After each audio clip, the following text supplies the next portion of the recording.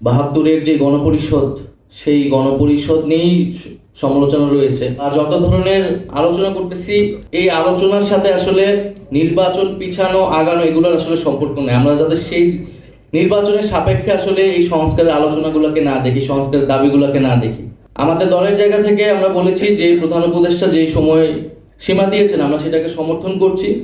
তবে নির্বাচনে যাওয়ার আগে অবশ্যই মৌলিক সংস্কারের যে রূপরেখা সেটি আমাদের সামনে স্পষ্ট করতে হবে। আওয়ামী লীগ নিষিদ্ধের মাধ্যমে বিচার কার্যক্রমে আমরা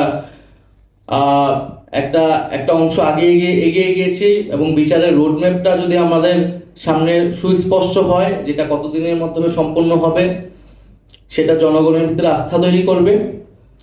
আর একই সাথে সংস্কারের ঐক্যমতে আসলেই আমরা কিন্তু নির্বাচনের জন্য আর কারো কোনো আপত্তি থাকার কথা না। ফলে আমরা আশা করব যে আমরা দ্রুত সময়ের মধ্যেই সেই একটা সমঝোতার মধ্যে দিয়ে এগোতে পারবো। আরেকটি বিষয় আমি বলতে চাই শেষে, যে রাজনৈতিক দলগুলো যদি নিজেরা আলোচনা করে সমঝোতা করে যদি এগোতে পারে, এটা বাংলাদেশের জন্য একটা বড় উদাহরণ তৈরি হবে। এখানে মঞ্জু ভাইয়া বললেন যে ডায়ালগের কথা, পিছনে ডায়ালগের কথা, এবং এই ডায়ালগগুলোর জন্য ঐক্যমত্য কমিশন, নাগরিক কোয়ালিশন বা অনেক সিভিল সোসাইটি তারা রোল প্লে করতে পারে। কিন্তু কেন রাজনৈতিক দলগুলো নিজেরা উদ্যোগ নিয়ে নিজেরা আলোচনা করে কেন একটা সমঝোতায় আসতে পারবে না? আমরা যদি এটা আসতে পারি, তাহলে ঐক্যমত্য কমিশন, অন্তর্বর্তী সরকার বা যে কোনো ধরনের সিভিল সোসাইটি ছাড়া যদি আমরা বসে আলোচনা আসতে পারি, এটা বাংলাদেশের জন্য বড় উদাহরণ হবে। সব মশার বিরুদ্ধে সুরক্ষা দিতে এলো বসুন্ধরা এক্সট্রিম অ্যারোসল। মশার বিরুদ্ধে এক্সট্রিম সুরক্ষা। বাংলাদেশের রাজনৈতিক দলগুলোর মধ্যে যে আস্থার সংকট আমরা সবসময় দেখেছি, সেটা দূর হবে এবং বাংলাদেশ যে ইউনিটিটা 24-এ আমরা তৈরি হয়েছে, সেই ঐক্যের জায়গাটা ধরে আসলে আমরা সামনের দিকে আগাতে পারবো। সংবিধান নিয়ে যেই আলোচনা বা সমালোচনাগুলো রয়েছে, ৭২-এর যে গণপরিষদ, সেই গণপরিষদ নিয়েই সমালোচনা রয়েছে।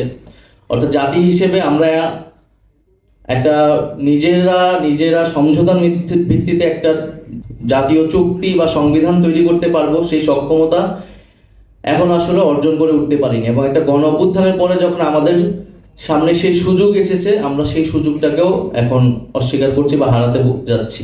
আমাদের সংবিধান এমনও হয়েছে যে একটা ব্যক্তির ইচ্ছার জন্য, একটা ব্যক্তিকে আরেকটা পদে যাওয়ার জন্য কয়েকবার সংশোধন করা হয়েছে।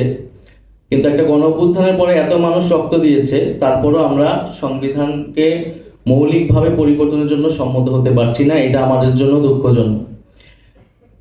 নাগরিক কোয়ালিশনের যে প্রস্তাবনাগুলো রয়েছে, যেমন উচ্চকক্ষের কথা বলেছেন, এখানে আগের বক্তারা সেটার কিছু সমালোচনা করেছেন, উচ্চকক্ষকে বেশি ক্ষমতা দেওয়া হচ্ছে কিনা।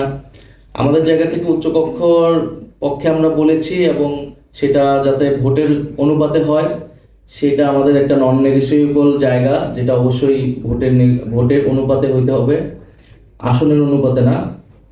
এবং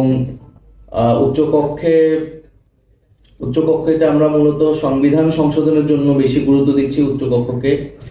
সেক্ষেত্রে সংবিধানের যে কোনো সংশোধনের জন্য উচ্চকক্ষ নিম্নকক্ষে 2/3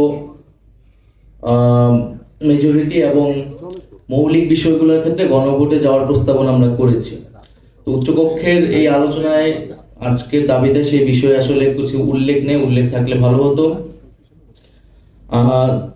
দ্বিতীয়ত আরেকটি গুরুত্বপূর্ণ বিষয়, যে কোন প্রক্রিয়ায় আসলে এই সংস্কারগুলো বাস্তবায়ন হবে। অর্থাৎ সংবিধানের এই মৌলিক সংস্কার, যেটা নাগরিক কোয়ালিশন বা ঐক্যমত্য কমিশন বা বিভিন্ন দল আসলে প্রস্তাবিত করতেছে, একটা জায়গায় তো এটা আসবে, কিন্তু এটা কোন প্রক্রিয়ায় করব, এখানে 2টি প্রক্রিয়ার কথা বলা হয়েছে।